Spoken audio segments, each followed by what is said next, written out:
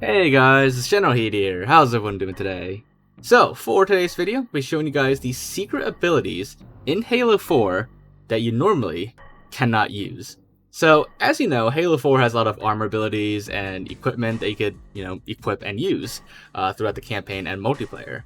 But, in the game files, there's actually a lot more abilities that exist that you normally cannot use. But for this video, we'll be going through all of them and trying to use as many as we can. And big thanks to Seraphacy for making this mod for me, and if you guys want to check it out, I'll put the link in the description below to download it so you can try it out for yourself. But anyways, let's get right into it. So the first piece of equipment or ability that we'll be taking a look at is the Fart Pack. Yes, in the game files it is actually called the Fart Pack. And what it is it's basically a jetpack, but when you use it, if you look underneath you, once you fly up, it will create little puff of green mist beneath you that looks like you're farting. Now, this is not like some secret cut jetpack in the game. It's actually the jetpack that grunts use, the thruster packs that they use in the campaign and Spartan Ops. But obviously, you normally can't use that. But when you do use it, this is what it looks like, and that is actually what it's called in the game files. Next up, we have the hologram body swapping. So this is actually part of the regular hologram equipment or ability that exists in the game already, except the hologram has a little secret feature on it that's normally disabled by default. But once we enabled it, and then we use it, once you activate the hologram, it actually lets you swap bodies to the hologram. So right now I am playing as the hologram that I just activated. Once you activate the hologram, the control goes to the hologram, and once the hologram runs out, the control returns to you, the player. So it's like a remote controlled hologram essentially.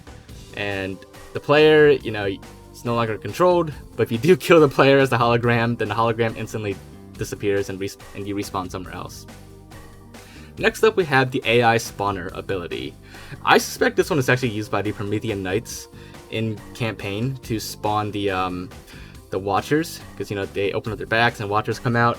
But this ability can be applied to the player or you as well, and when you do apply it to the player, then you can spawn any AI that you set it to. In this case, we have a couple versions of it where we set it to spawn Spartans and Marines, and these are apparently fully functioning AIs. So right now, they have nothing to do right now, so they're not going to go anywhere. But there's an enemy near them, they will attack the enemies, and they will dodge grenades and stuff like that.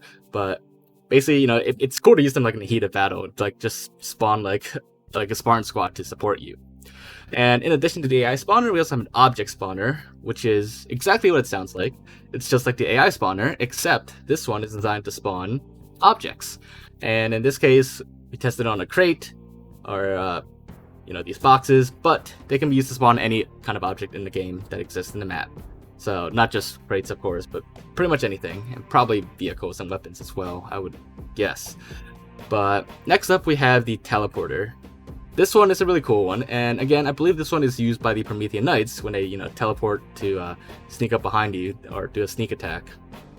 But this one is also player usable as well, and like I said, it's basically exactly what it sounds like in that once you use it, you teleport to wherever you're looking at. And let's test it real quick here. So in first person, it kind of looks like I'm flying forward, but from a third person perspective, which I will show you in a bit, you're actually kind of like vanishing and appearing a little bit further ahead.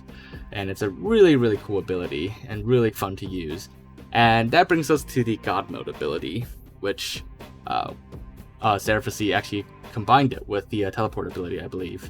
And we put it in third person so you could see the full effect of it. So obviously the God Mode makes you like invincible, has like overshields, and this glowing effect as well. But when you combine with the teleport, you can see here that that is what teleport looks like in third person, and it's a really cool ability. And it's almost like it's almost like if you ever saw the show The Flash, it's kind of like that in a way. But anyways, this next one, these abilities are actually getting towards my favorite one, but this next one is the Force Push ability, which is another one that is what it sounds like.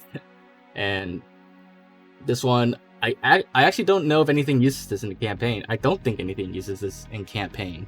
But basically the Force Push ability, see right now the enemies are hitting me, but once I activate it, suddenly their shots are being like pushed aside, and they can no longer hit me with their shots because I'm there's a force field around me, essentially, that's pushing them away. And if I get too close to enemies, then I also push the enemies away with the force push. And then once it runs out, then they immediately start, hitting me accurately again. So that is the force push ability. Now, like I said, I don't think anything in the game actually uses it. But I suspect, and this is just a guess, I don't really have any solid proof for this, it's just a guess. I think maybe at one point in Halo 4 there was supposed to be like a boss fight against the Didact. And maybe the Didact would be using this force push ability to, block your bullets or whatever you shoot at him. And maybe even use his force push ability to like toss Master Chief around. Because we saw him do that in a cutscene, but maybe there's a boss fight in gameplay where he does that. Now this next ability is my personal favorite, and I'll be showing you guys more of it too. But it's the freeze time ability. Now in the game file it's actually called the cryostasis ability, or I think it's just stasis ability, but basically it literally freezes time, and it's like some Matrix level stuff, which you will see in just a second here. So here are the enemies shooting at me, as normal, and once I activate the freeze time ability, their shots are normal now, and then when I freeze time, it will be just like the Matrix. And here we go. All their shots are now frozen in midair. It's it's like the Matrix. You freeze all the bullets in midair, you can like dodge the bullets that way for as long as the ability is active. Once the ability runs out though, then all the shots just like continue their trajectory, and suddenly you have like shots flying everywhere. But it is a really cool ability, and once it's activated, even grenades freeze. They don't explode in midair either. They don't have like a timer. Rockets freeze in midair as well. It's all pretty cool, and we have it disabled, but you can also freeze other bipeds. Like other characters can be frozen in place as well, but we disabled that because it also froze the player and was really glitchy. Now, one actually interesting thing is that, as you can see, the railgun, it's a really fast projectile, and it's so fast that it actually shows that the freeze time does not truly freeze time 100%. If you look closely at the projectile, it is actually very slowly moving. It's such a fast projectile that it still slightly moves despite time being almost frozen.